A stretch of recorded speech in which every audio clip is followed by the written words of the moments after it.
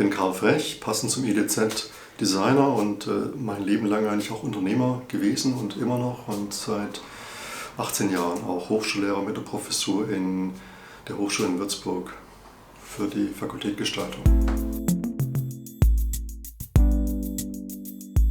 Ja, ich habe beginnenderweise 1985 in der heutigen UDK, damals die HDK in Berlin, studiert im Bereich visuelle Kommunikation bei, ich mag kurz erwähnen, bei Professor Kapitzky. Und das war ein sehr strenges Studium. Ne? Wir haben also meistens uns überwiegend mit Theorie beschäftigt, bis wir am Ende von dem Semester dann so ein bisschen gestalten durften. Ich glaube, uns stand der erste Macintosh, der in Deutschland an der Hochschule ausgeliefert wurde. Das erzählt so ein bisschen was für meinen Hintergrund, also Medien, digitale Medien. Da waren wir unter unserem Alter so ganz früh an diesen ersten Beta-Versionen von Software. Und das ist so meine älteste Wurzel, eigentlich auch Digitalität. Ne? Habe ich gemacht, mit einem Projekt auch abgeschlossen, 1990, 91 und habe dann eigentlich zufällig, oder Erik Spiekermann hat mich irgendwie gefunden und mich zu Metadesign gebeten. Am Anfang habe ich mich ein bisschen gesträubt, weil wie gesagt, Metadesign war nicht so ein bisschen auf meiner Liste und dann trotzdem mich locken lassen. Ein spannendes Projekt, auf das ich auch stolz bin. Ganz früh in den 90ern war das Projekt für die Berliner Verkehrsbetriebe und zwar die Erstellung eines Leit- und Orientierungssystems. So meine Stationen bei Metadesign waren dann ganz seltsam, weil ich war ja dort als kleiner Designer, freier Mitarbeiter und bin dann über die 12 Jahre hochgepurzelt in den Vorstand, dort verantwortlich für Innovation, habe viele Geschäftsbereiche aufbauen dürfen mit tollen Kolleginnen und Kollegen. Und das war eine spannende Zeit und Ende der 1990er Jahre, also Anfang der Nullerjahre, nach einem, ich sage es offen, nach einem Streit mit den damaligen neuen Eignern von Metadesign, bin ich dort einfach, dann hat sich das beendet, diese Episode in meinem Leben. Dann war ich knapp 40 und habe mein Leben eigentlich komplett neu erfinden müssen auch. Ja. Ein paar Stationen. Ich habe 2003 die erste Genossenschaft der Kommunikations- und Designbranche in Deutschland gegründet. Das war eine spannende Phase. Nach 12 Jahren haben wir dieses Projekt wieder auf die Seite gelegt. Ich habe ein Unternehmen mitgegründet, die Intuity Media Lab in Stuttgart, die heute sehr erfolgreich im Bereich von Digitalität unterwegs ist. Bin seit 2006, war schon 4 Jahre davor, Partner bei der Fünfwerken Design AG in Berlin, Wiesbaden und München.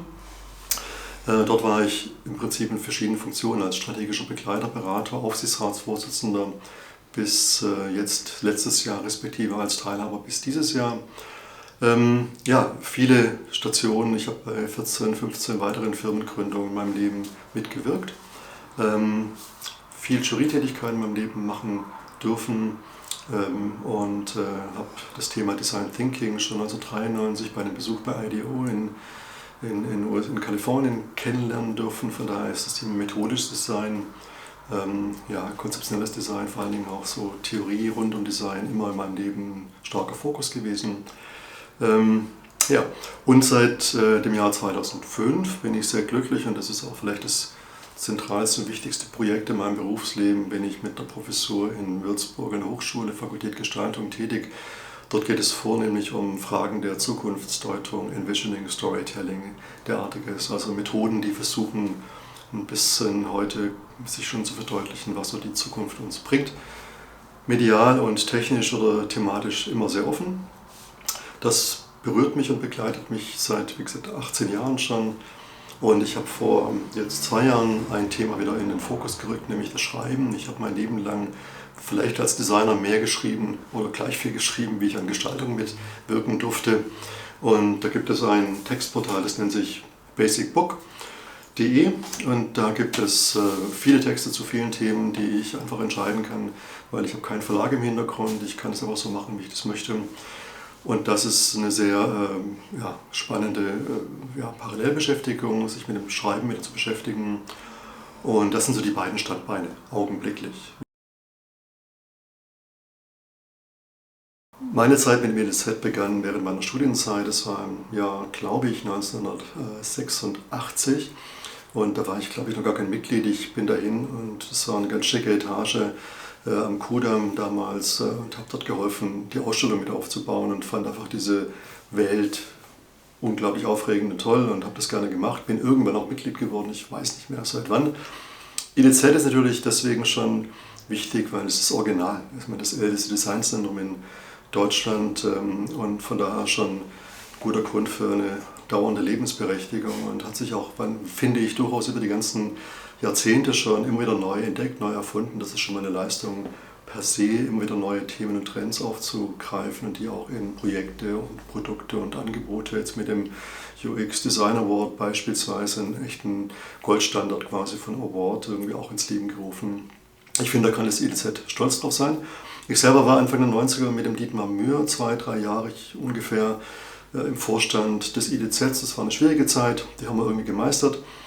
Dann hatte ich ein paar Jahre Ruhe eigentlich einkehren lassen und eigentlich erst vor ein paar Monaten mich entschlossen, wieder ein bisschen aktiver zu werden. Deswegen vielleicht auch heute hier dieses Video. Also Thema Empfehlung. Ich habe 3 Bücher mitgebracht, die ich euch gerne kurz vorstellen möchte. Das eine ist ein Buch, was es nur noch im Antiquariat gibt. Das ist von Marvin Minsky, das heißt Mentopolis. Mentopolis, ein fürchterlich hässlicher Umschlag. Aber Marvin Minsky war einer der frühen Vordenker zum Thema Künstliche Intelligenz und Hirnforschung und dergleichen, der bis heute, finde ich, wirklich Substanzielles, und das habe ich in meinem Studium quasi schon genutzt, Substanzielles zum Thema Hirnphysiologie, Hirnforschung und vor allen Dingen eben auch der künstlichen Intelligenz und dergleichen formuliert hat und vorformuliert hat. Auch einer von den 5 Personen, auf denen der Begriff Künstliche Intelligenz überhaupt zurückgeht. Ein spannendes Buch jetzt neueren Datums von Merlin Sheldrake, Verwobenes Leben. Da geht es um Pilze, aber nicht jetzt Pilzzucht und Pilzzubereitung, sondern spricht über das Thema Pilze als so ein Urorganismus, der letztendlich uns ganz viel erzählt, eigentlich, wie überhaupt Zusammenhänge auf dieser Welt zu verstehen sind. Also ein Buch, was ich wirklich empfehlen kann. Und mein Dauerbrenner ist von E.M. Forster.